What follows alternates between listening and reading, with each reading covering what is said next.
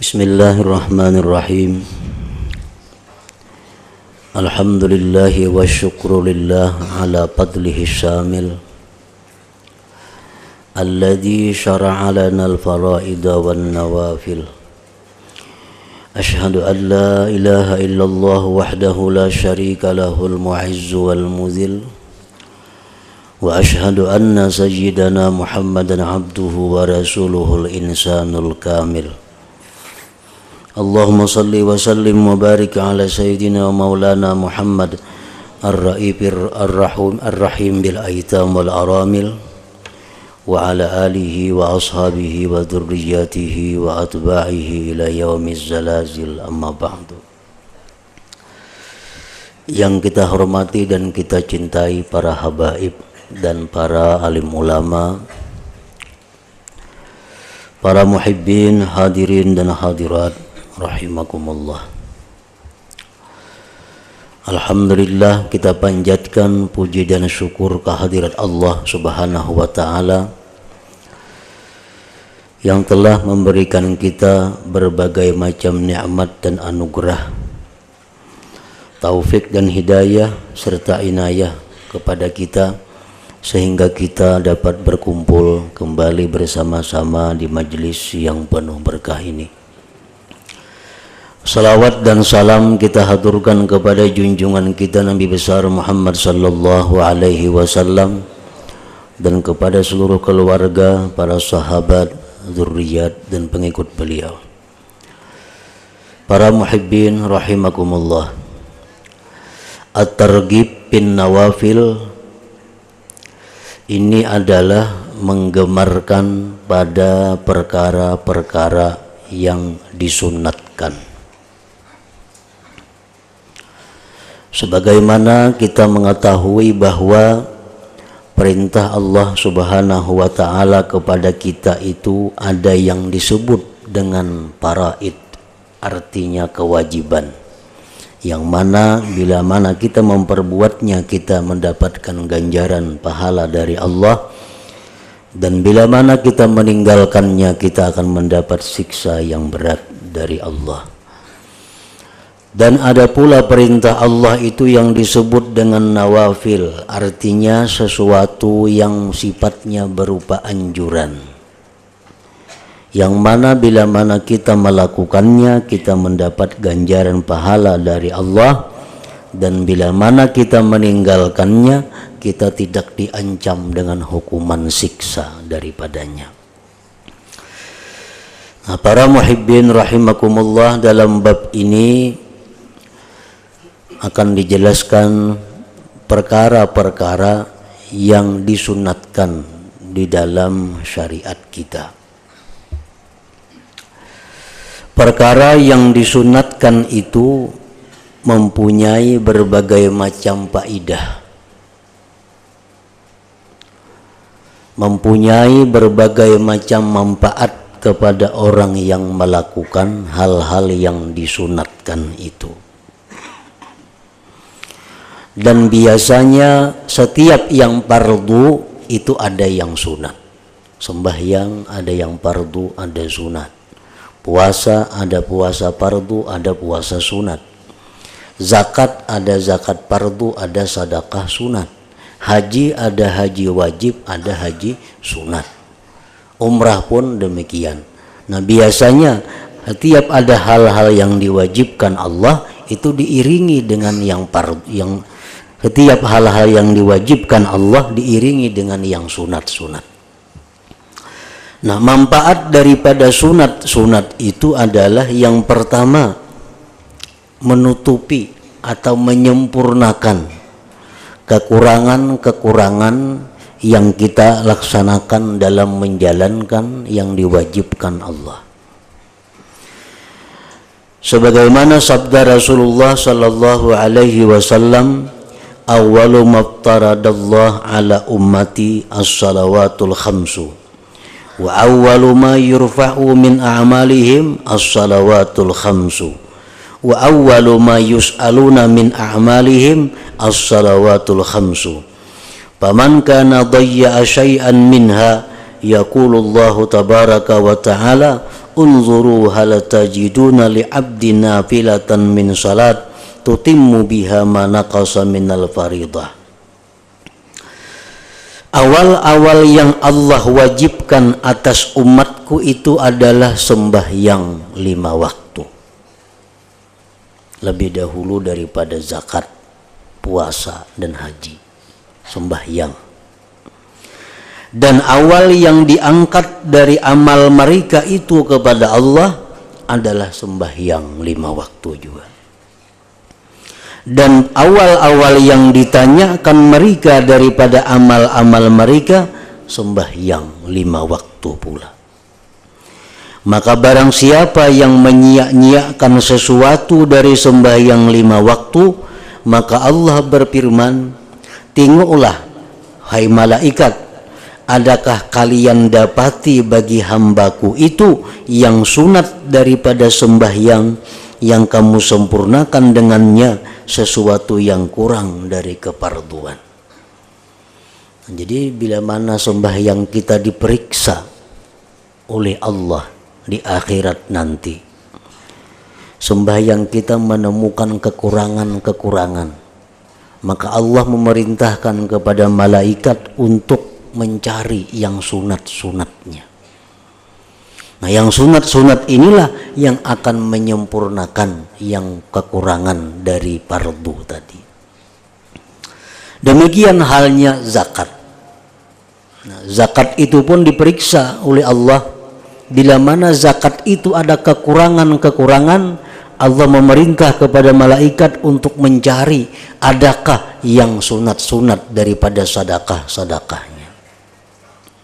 Nah, puasa pun demikian. Kalau ada puasa Ramadan kita yang kurang sempurna, yang kurang beres, Allah perintahkan malaikat untuk mencari catatan adakah puasa-puasa yang sunat yang akan menyempurnakannya. Fa yu'khadhu dzalika ala faraidillah wa dzalika bi rahmatillahi wa adlih fa in wujida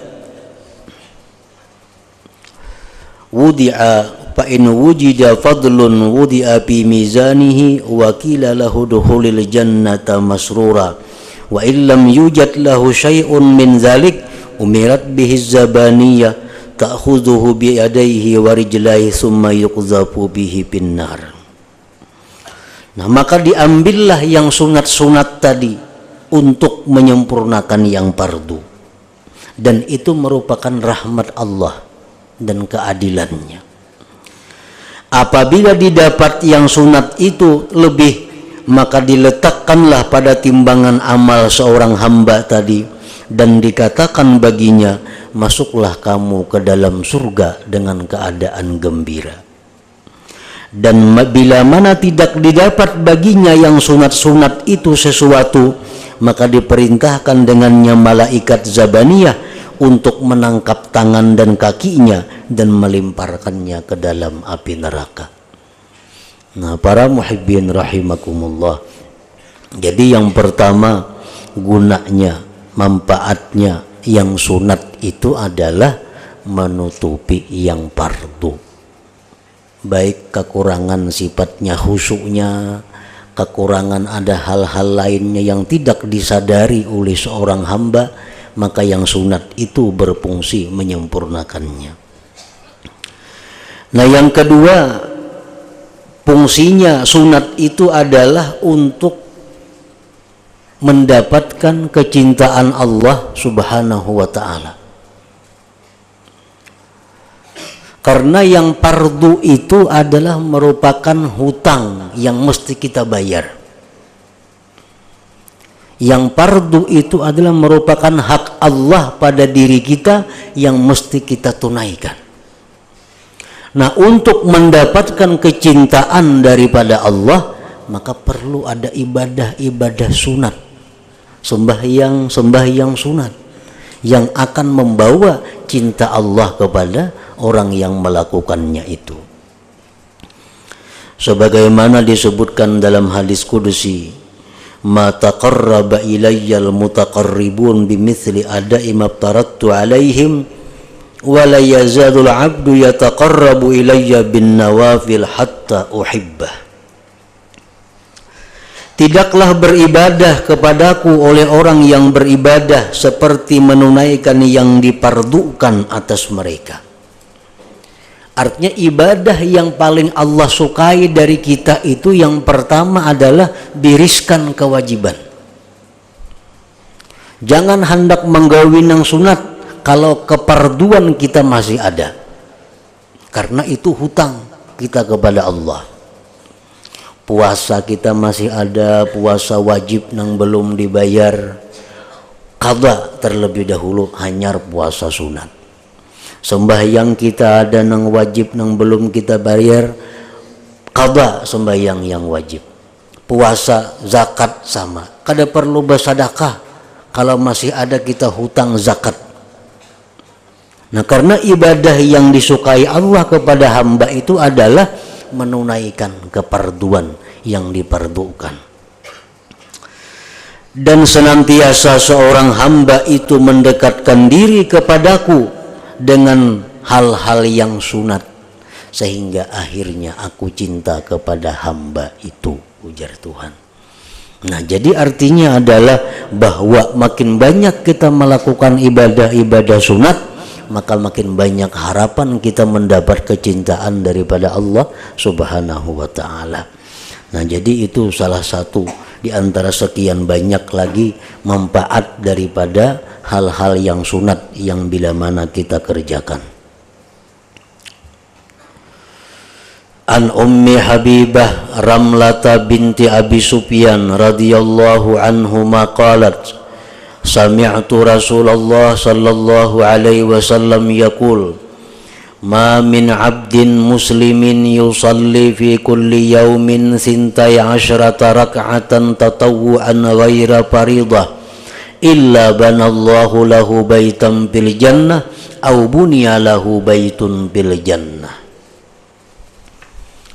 Dari Ummi Habibah, istri Rasulullah sallallahu alaihi wasallam, beliau berkata bahwa aku mendengar Rasulullah sallallahu alaihi wasallam bersabda, tidak ada dari seorang hamba yang Islam sembahyang tiap-tiap hari 12 rakaat sunat, bukan fardu, melainkan Allah bangunkan dia rumah di dalam surga.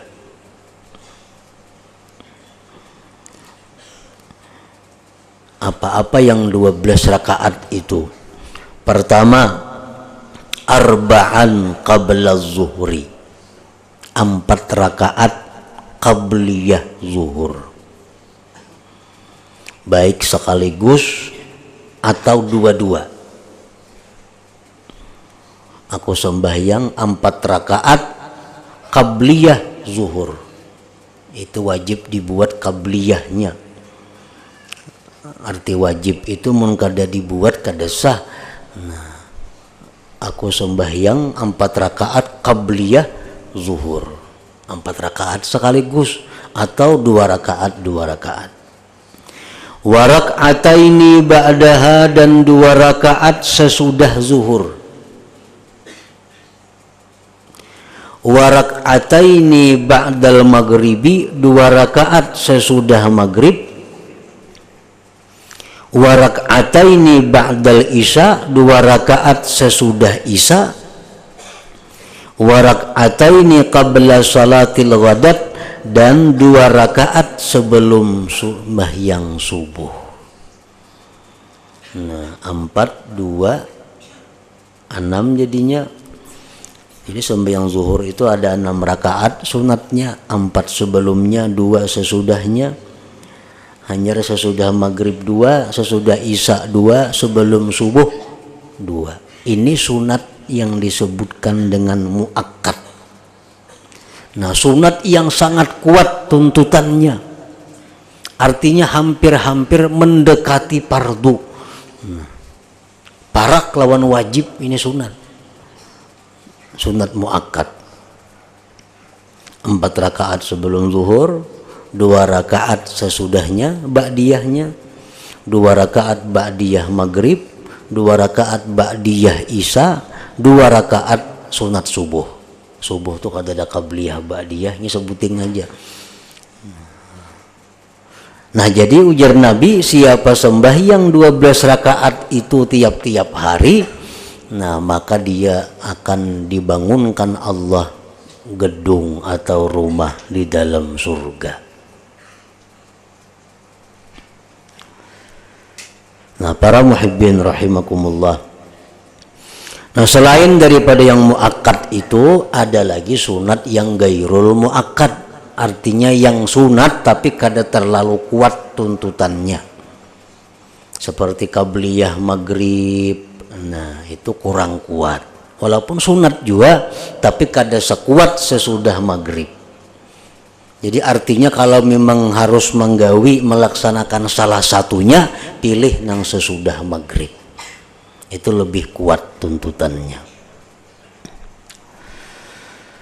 Wa an ibni Umar radhiyallahu anhuma anna an-nabiy sallallahu alaihi wasallam qala rahimallahu imra'an shalla qabla al-'asri arba'a. Rawahu Ahmad wa Abu Daud wa Turmudi wa hasanahu wa Ibnu Khuzaimah wa Ibnu Hibban.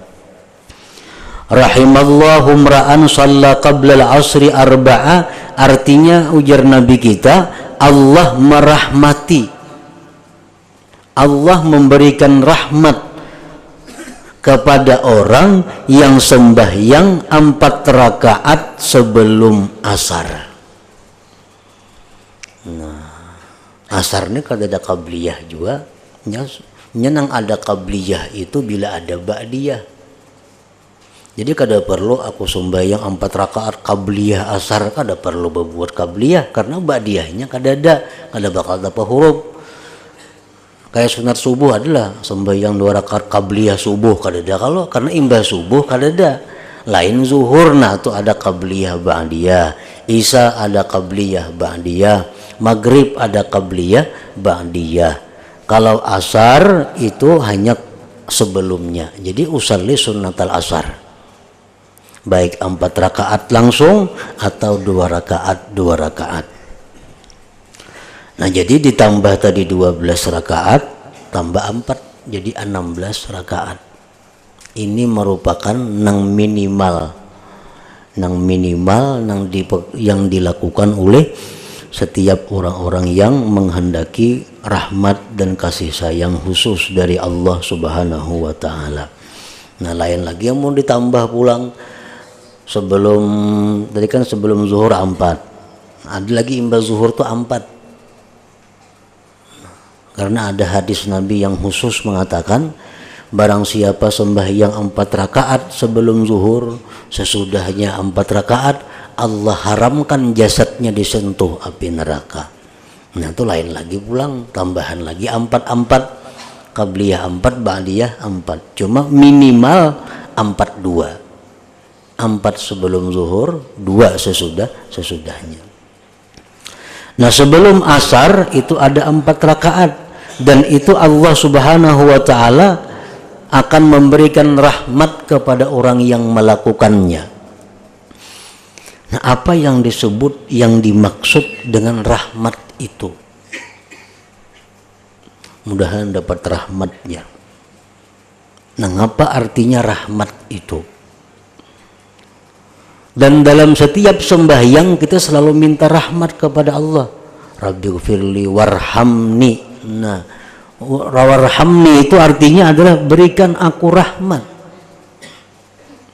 Kita mendoakan orang mati, Allahumma ghfir lahu warhamhu. Nah, karena rahmat ini ujar para ulama mengatakan himpunan atau bagian dari 6 perkara. Jadi ngaran rahmat itu di dalamnya ada 6 hal. Yang pertama, husulul iman wat tauhid wal ma'rifah fil qalbi. Hasilnya iman, tauhid dan ma'rifat di dalam hati. Nah, kita mendoakan orang mudahan inya dapat rahmat. Nah, artinya apa? Mudahan inya beriman, bertauhid dan ma'rifat. 1. Yang kedua, husulu anwarit ta'at wal ibadah fil jawari. Hasilnya taat dan ibadah pada anggota-anggota zahirnya. Jadi artinya orang dapat rahmat itu hatinya beriman, bertauhid, ma'rifat, zahirnya rajin beribadat. Mudahan dapat rahmat ikam. Nah, mudahan ikam rajin beribadah dan taat kepada Allah. Yang ketiga, husulu suhuli asbabil ma'isyah minal amni wasihhati wal kifayah. Hasilnya kemudahan sebab-sebab penghidupan, keamanan, kesehatan dan kecukupan. Nah, ini rahmat juga. Yang keempat, husulu suhulati sakaratil maut. Mudahnya menghadapi sakaratul maut. Yang kelima, husulu suhulati su'al fil qabri. Mudahnya menghadapi pertanyaan di kubur. Yang keenam, husulu suhulati asbab hisab wa liqa'illahi ta'ala fil jannah. Hasilnya mudah perhitungan dan bertemu Allah di dalam surga. Nah, 6 perkara itu disebut rahmat Allah subhanahu wa ta'ala. Jadi kalau kita mendoakan orang atau kita didoakan orang agar dapat rahmat, itu merupakan doa yang luar biasa, komplit dunia dan akhirat. Nah, seperti ujar Nabi tadi, rahimallahu mra'an shalla qabla al-'asri arba'a. Allah itu memberikan rahmat kepada orang yang sembahyang sebelum sebelum asar 4 rakaat. Nah, artinya orang yang mengamalkan sembahyang 4 rakaat sebelum asar itu akan dapat iman, tauhid, ma'rifat, dapat kerajinan, kesungguhan beribadah, dapat kemudahan mencari penghidupan, mudah menghadapi sakaratul maut, mudah menghadapi munkar nakir, mudah menghadapi hisab di padang mahsyar. Nah, ini orang yang mengamalkan secara rutin 4 rakaat sebelum asar. Nah, jadi ini lebih lagi daripada sunat-sunat yang tersebut tadi, karena ini khusus dari Rasulullah Sallallahu Alaihi Wasallam dengan 4 rakaat sebelum asar ini. Nah, jadi kita memohon kepada Allah, berdoa kepada Allah agar selalu diberi kemudahan, diberi taufik hidayah untuk bisa rutin, bisa setiap hari melaksanakan sunat-sunat ini agar kita termasuk dengan apa yang disebutkan oleh Rasulullah sallallahu alaihi wasallam tadi. Ila hadratin Nabi sallallahu alaihi wasallam. Al-Fatihah.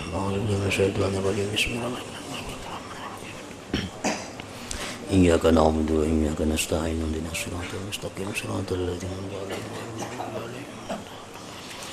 Asyhadu an la ilaha illallah wahdahu la syarika lah. Wa asyhadu anna sayyidana Muhammadan 'abduhu wa rasuluh. La ilaha illallah. Nastaghfirullah. La ilaha illallah. Nastaghfirullah. La ilaha illallah. Nastaghfirullah. La ilaha illallah. Wa natubu ilallah. La ilaha illallah. محمد رسول الله صلى الله عليه وسلم. فيا أيها الرجل منه شفاعة صلوا عليه وسلموا تسليما.